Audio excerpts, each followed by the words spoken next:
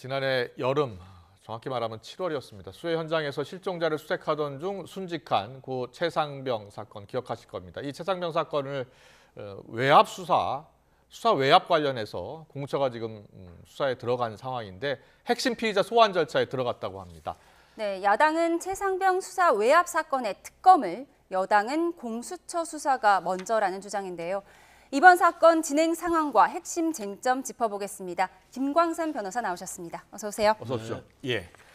지금 이제 최상병 사건 관련해서 공수처는요. 공수처는 수사 외압 의혹 관련해서 지금 수사를 하고 있는 거잖아요. 핵심 피의자들 소환 조율에 들어갔다는데 누구를 소환하는 겁니까? 이번에는 뭐 유재현 국방부 법무관리관하고요. 예. 그다음 이제 국방부의 전 조사본부장을 대리했던 예. 이제 조사본부 책임자가 있거든요. 예. 이름이 이제 박경훈인데 이 둘을 조사하는 거예요. 지금 출국 금지된 사람이 한 6명이었거든요. 예. 그래서 이제 2명을 먼저 조사하는데 이게 사실 고발이 작년에 됐었거든요. 예. 그러다 이제 1월에 압수수색을 했었고 올해 1월에. 예. 그래서 압수수색했는데 이제 포렌식이랄지 이런 결과가 나오니까 이걸 근거로 해서 이제 처음으로 피의자 2명을 불러서 소환을 해서 조사를 시작을 한 겁니다. 그렇군요. 예. 그런데 유재은 법무관리관의 경우에는 이시원 대통령실 공직기강 비서관과 통화한 사실이 드러나서 더 논란이 되고 있거든요. 정확히 8월 2일. 네. 그날이 기점이잖아요. 이제 이 사건 자체가 작년 7월에 일어났어요. 그때 아마 폭우가 엄청나게 내렸었죠. 그래서 그 전에보다도 한 12배 정도 많은 폭우가 내려가지고 그 당시 이제 해병대 1사단이 거기에 투입이 됩니다.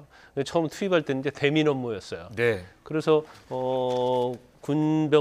장병들은 배민 업무니까 이제 별거 아니다고 간 건데 실종자 수색 작업이었잖아요. 실종자 수색 작업을 모르고 간 거죠. 예. 그래서 이제 실종자 수색 작업을 하게 되는데 수색 작업을 하려고 하면 사실은 굉장히 물살도 세고요. 깊지 않습니까? 그러니까 사실은 보호 장비를 갖춰야 하는데 전혀 보호 장비를 갖추지 않고 해병대라고 쓰인 티셔츠만 입고 그렇군요. 그 당시 이제 수색을 하다가 결국 최상병이 이제 사망을 한 사건이거든요. 그래서 이 사건 자체는 이제 처음에는 누구 책임이냐에 관한 문제고, 그럼 누구의 책임이 있느냐에 것은 이제 수사를 시작이 된 거죠.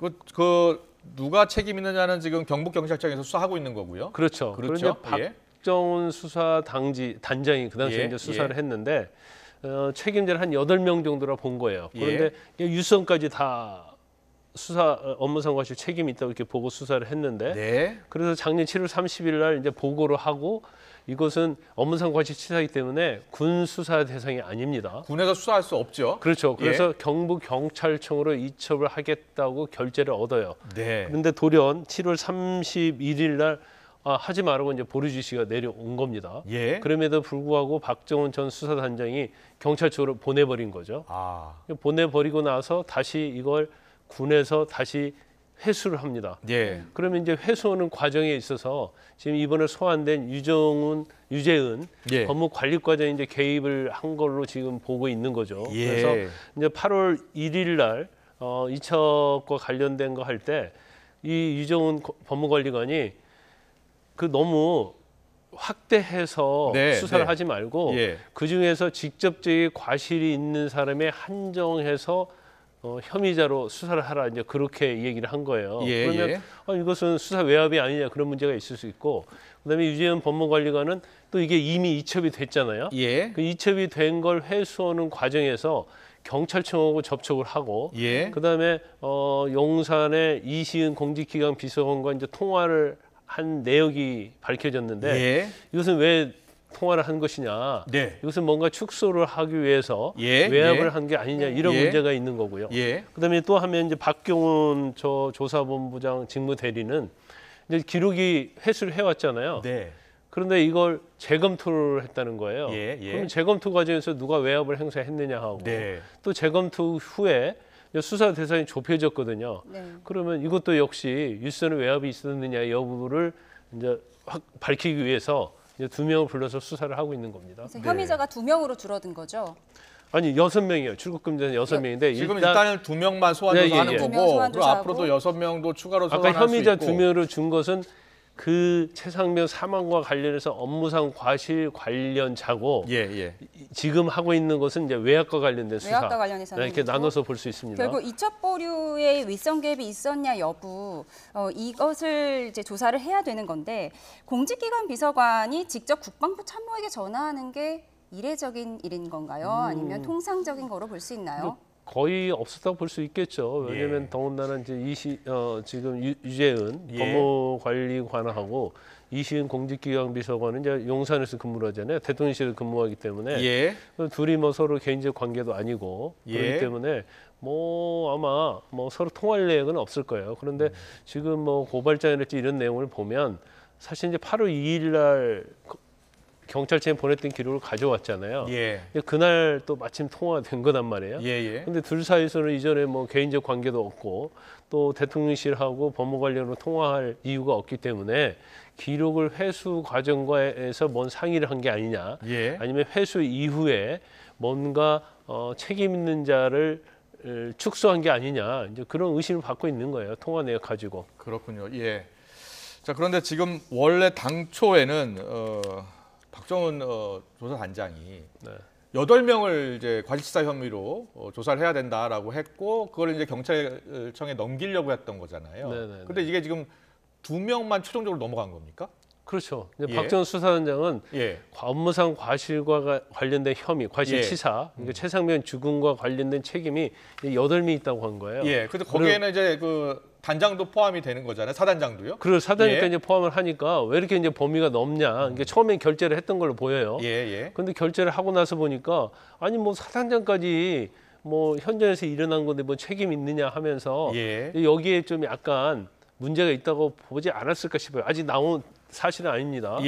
그런데 이제 그래서 그 일단은 결재를 했는데 이종석 국방부 장관이 경찰청에 보내지 말라고 했다는 거 아니에요. 그리고 언론에 수사 결과를 발표하지 마라. 이렇게 했는데 박정훈 수사단장이 이걸 경찰청으로 보내버린 거죠. 그러니까 이걸 다시 회수한 것이고 과정에서 어떤 외압이랄지 이런 문제가 지금 불거지고 있는 거예요. 그런데 박정훈 단장은 지금 그 장관 지시를 어겼다 그래서 지금 항명으로 재판받고 있는 거고요. 그렇죠. 항명으로 기소돼 갖고 이제 재판을 받고 있는데 이종섭 전 국방부 장관의 주장은 이제 항명을 보류를 시켰는데 일단 이첩을 해버렸잖아요. 그러니까 이제 이걸 항명이라고 보는 거고, 그래서 이제 항명으로 기소가 됐잖아요.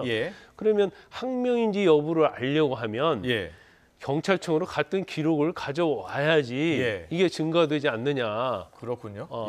그런 주장을 하고 있어요. 그래서 기록을 회수해온 것은 아무런 문제가 없다는 취지로 얘기를 하고 있고, 그다음에 이게 이제 수사를 했는데 업무상 과실치사에 관한 거기 때문에 이제 군과 관련된 수사가 아니잖아요. 그래서 이제 민간에 이첩해야 할 사건이기 때문에 군의 수사권이 없다. 그래서 이거에 대해서 어떤 영향을 행사했다 하더라도 죄가 되지 않는다는 입장이고, 박정훈 전 수사단장 고발한 박정훈 수사단장의 입장은 아니, 수사를 이미 해가지고 이것이 민간 법원에서 민간 뭐 경찰이나 검찰에서 수사할 사항인지 아닌지는 군에서 수사를 해봐야 아는 상황이기 때문에 이거 자체가 수사권이 없다고 해서 뭐 부당한 지시랄지 직권남용에 해당이 안 된다고 보는 것은 이제 말이 안 된다 이렇게 또 주장하고 있는 거예요. 결국 문제가 없었다는 이종섭 전 호주대사 전 장관의 주장은 결국 윗선의 개입도 없었다. 그렇게 주장하는 거죠. 그렇죠. 이제 뭐 아까 말씀드린 것처럼 뭐 수사 권한 자체가 군에 없는데 개입할 여지가 없다는 거고, 개입했다고도 죄가 되지 않는다는 거고, 더군다나 뭐 기록 해소하는 과정에 있어서도 사실은 항명과 관련된 수사를 위해서 이제 어쩔 수 없었다 이런 주장을 하고 있어요. 그런데 지금 공수처에서 지금 수사가 공수처에서 하고 있잖아요. 그다음에 업무 과실치사의 죄가 되느냐 안 되느니까 외압 수사는 공수처, 업무상 과실치사는 경북 경찰청에서 이제 수사를 하고 있단 말이에요. 그런데 이제 또 이제 특검을 하느냐 이렇게 지금 문제가 되고 있잖아요. 그렇습니다. 이제 그러다 보니까 지금 공수처에서 약간 수사가 굉장히 늦어진 측면이 좀 있죠. 좀 수사를 좀 재빨리 해서 결론을 빨리 냈으면 되는데. 일단 뭐 포렌식이 이제 끝나서 뭐 조사를 한다고는 하는데. 그렇죠. 이제 포렌식도 시간이 좀 너무 많이 걸린 측면도 좀 있고요. 그런데요. 소환 조사도 좀 늦은 측면은 있습니다. 최근에 그 관련 된 장교들 녹취록들이 공개가 되고 있어요. 그러니까 당일날 이 최상병이 순직하기 하루 전에 워낙 포구가 많이 와서 색 작업을 좀 중단했으면 좋겠다라고 이제 당시 장교가 얘기를 한 거예요. 네. 그랬더니 그 녹취록에 보면 그때 작전과장 그 중령인가요? 여단장이 전화가 왔는데 옆에 사단장이 있다는 거예요. 네. 사단장이 있는데 정상적으로 하라 그랬다. 그렇죠. 그러니까, 예, 그런 녹취록이 있거든요. 이거 어떻게 이 여러 가지 혐의 입증이 어떻게 작용할 것 같습니까? 근데 이것은 사실 그 당시에 이제 사단장과 관련된 부분이에요. 예, 예. 그러면 이 업무상 과실 책임이 누구겠느냐? 그러니까 현장에서는 더 이상 수색을 할 수 없다. 네. 비도 많이 오고 예, 예. 여러 가지 보호 장구도 없기 때문에 그래서 이제 중단을 해야겠다 이렇게 얘기를 한 거죠. 예. 그런데 지금 작전 과정이 아마 현장에 있었던 모양이에요. 네, 네. 그래서 이제 여단장은 통화를 하는데 네. 여단장은 계속 하라. 그리고 이게 사단장님의 의견이다. 네. 사단님이 지시한 거다 이렇게 얘기를 한 거예요. 예. 그러면 밑에 실무지에서는 뭐 사단장 지시를 얻을 수 없잖아요. 사단장은 장군이니까요. 그렇죠. 사실 계급으로 훨씬 높아요. 그래서 이제 예. 어쩔 수 없이 계속 현장 수색을 했다는 건데 예. 이게 왜 이 녹취록이 문제가 되고 있냐면 그 당시에 사단장이었던 임성근 전 사단장이 네. 그 옆에서 이 얘기를 했다는 거 아닙니까? 근데 본인은 어떤 얘기를 했냐면 거기는 현장 관할은 이제 해병대가 아니고 54단 관할이니까 예. 54단장이 알아서 지휘를 하는 것이지 뭐 자기하고는 상관이 없다 이런 식으로 얘기했는데 이 녹취록이 공개되면서 네. 사단장이 지시한 게 아니냐. 아. 그러면 업무상 최상병 사망과 관련해서는 뭐 사단장이 지시를 했기 때문에 업무상 과실치사 혐의와 예.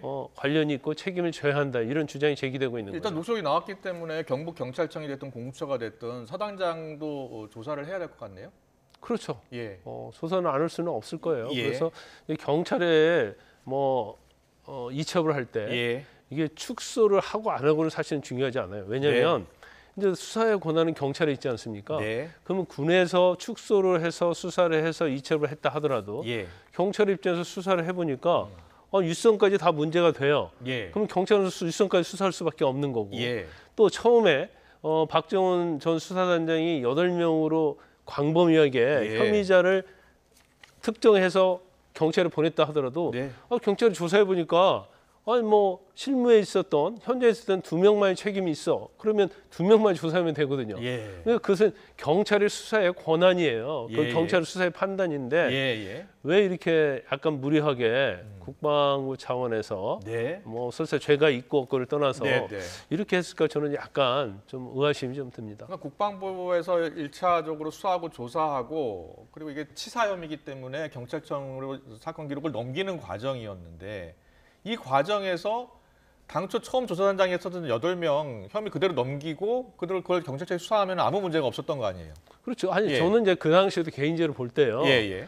이런 사건에 있어서 유선까지 입건을 해서 기소를 하면 예. 무죄가 나온 사례가 많아요. 아, 이 현장에 없던 지휘관들은 예. 사실은 나중에 보면 거의 책임이 없는 걸로 법원의 판결 결과가 많이 있거든요. 예. 그러면 그냥 내버려 둬버리면 그냥 경찰 갈 것이고 예. 경찰에서 사실은 죄가 있는 사람 없는 사람 또 검찰에서도 마찬가지로 기소할 사람 아닌 사람을 뭐 엄격한 법적인 잣대에서 할 텐데 뭐 처음에 입건을 이미 해버렸으면 이미 수사 대상으로 삼아버렸으면 그냥 내버려 뒀어도 될 사건을 예. 뭐 이렇게까지 알겠습니다. 무리하게 할 필요가 있었을까 일단은 저는 지금 뭐 그런 생각합니다. 야당에서는 이거 수사기관에 맡길 수가 없다. 특검 하자라고 주장을 하고 있고 최상병 특검 수사외화부 관련해서는 영수회담 의제로도 지금 넣자 그리고 반드시 해야 된다라는 입장이에요. 그렇다면 지금 여태 뭐 절대 지금 뭐 의석수로 봤을 때 특검법 통과 가능성이 높은 상황 아닙니까? 일단 뭐 예. 통과는 높지만 예. 이제 다음에 이제 대통령이 또 거부권 행사할 거부를 수 하느냐 있고요. 안 하느냐 그 문제 이제 그것 예. 가지고 이번에 이제 여야 영수회담하지 않습니까? 예. 그래서 아마 이 부분이 가장 중요한 부분의 하나로 남아 있을 거예요. 근데 예. 뭐 저는 개인적으로 볼 때 뭐 네. 이 최상병 특검을 반대할 이유가 있을까 싶어요. 예. 왜냐하면 이것은 팩트에 관한 특검이거든요. 예. 그럼 이제 그 부분을 사실은 수사를 하면 되기 때문에 이게 어떤 뭐 정치적인 어떤 목적이랄지 그런 거를 뭐 구태여 네. 너무 이렇게 그런 시각으로 볼 필요는 없다. 그러면 이 정도의 특검은 하자고 해도 제가 볼 때는 뭐 그다지 뭐 별 문제가 없는데 예. 이걸 극구 반대를 해서 뭐 민심에도 영향을 미치고 뭐 제가 볼 때는 뭐 총선에도 영향이 있다고 생각하는데 예. 그런 부분에 있어서 좀 판단을 잘 해야 할 것 같습니다. 네. 정치적 사안이 아니라고 말씀하셨지만 결국 핵심 쟁점은 대통령실 외압이 있었느냐 없었느냐 이 부분 아닌가요? 그렇죠. 그러니까 별 그다지 정치적 사건이 안 될 것을 예. 왜 통화를 하고 이제 그러냐는 거예요. 네. 그래서 이건 뭐 전적으로 개인적인 생각인데 예. 이거 수사를 해도 사실은 밝히기가 어려운 측면이 있죠. 왜냐하면 지금 가지고 있는 증거는 왜 대통령실에서 법무관리과장하고 통화를 했느냐. 예. 근데 통화한 내역은 나와 있지만 통화한 내용은 안 나와 있거든요. 그래서 통화 당사자들이 부인을 해버리면 예. 사실은 외압이랄지 이런 문제를 입증하기 어려워요. 원래 예. 내용은 복구할 수가 없는 거잖아요. 그렇죠. 통화 내역은 복구할 수가 네. 없으니까. 예. 이제 그래서 지금 그 공수처도 마찬가지고 이제 특검을 하게 된다 하더라도 예. 이 사건 내용은 이제 밝히기는 그렇게 쉬운 사건은 아니다 이렇게 봅니다. 알겠습니다. 일단은 대통령실이나 여당이 수용할지 여부가 쟁점일 네. 것 같아요. 그렇죠? 그리고 이제 통화 예. 내역이라 할지라도 통화 내용은 모르잖아요. 예. 통화 내역이라 할지라도 한 1년 정도밖에 보관이 안 되거든요. 예. 그런 문제가 있고 그다음에 이제 군의 통화 자체는 되게 암호폰이랄지 여러 가지 도청하기 어려운 것들을 많이 쓰기 때문에 네. 이제 그 부분도 아마 수사를 하는 데 있어서는 좀 어려움이 예상이 됩니다. 알겠습니다. 잘 들었습니다. 공수처 최상병 사건 관련 피의자의 소환 조사 절차 조율에 들어갔다는 내용과 함께 핵심 쟁점 짚어봤습니다. 김광삼 변호사였습니다. 고맙습니다.